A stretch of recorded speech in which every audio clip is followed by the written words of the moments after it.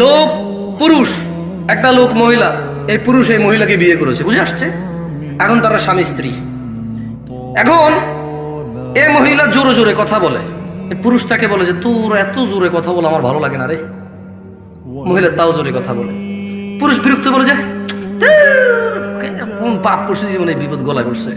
But মহিলাকে ঘর থেকে বের করে না, কি করে না, গায়ে হাত দেয় না, বিরক্ত হয়।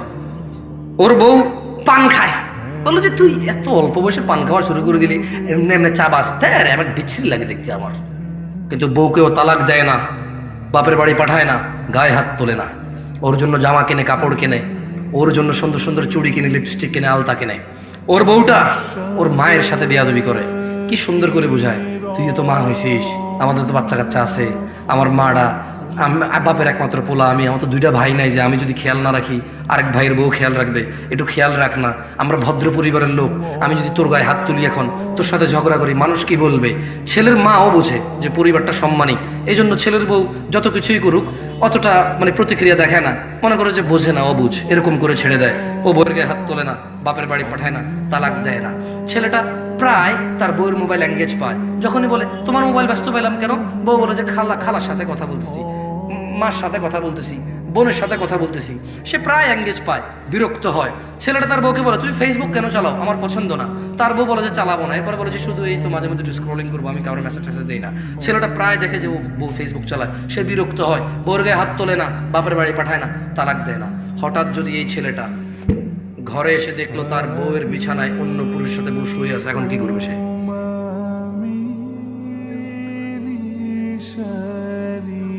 কেন রাগে মেরে ফেলবে কেন? কি ইসলাম বোঝে না? ও তো মুসলমান ছেলের কথা বলতেছি আমি।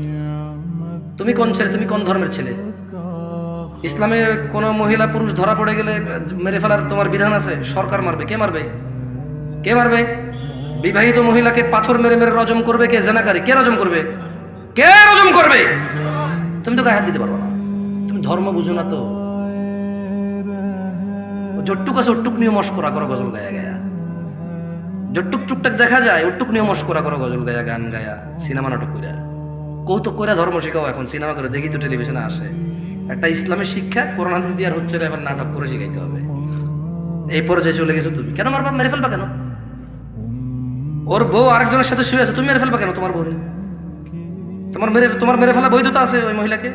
বলে যে মেরে ফেলবার আগে ওকে তালাক দেওয়া বৈধতা আছে, ওকে বাপের বাড়ি পাঠিয়ে দেওয়ার বৈধতা আছে,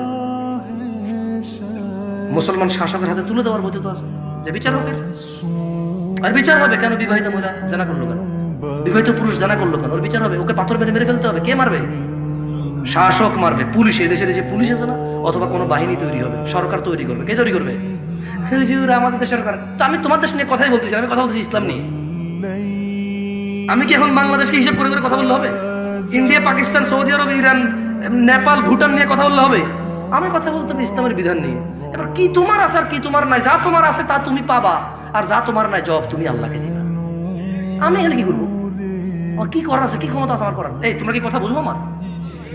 এখন এই ছেলেটা দেখলো তার স্ত্রী অন্য কারো বিছানায় শুয়ে আছে।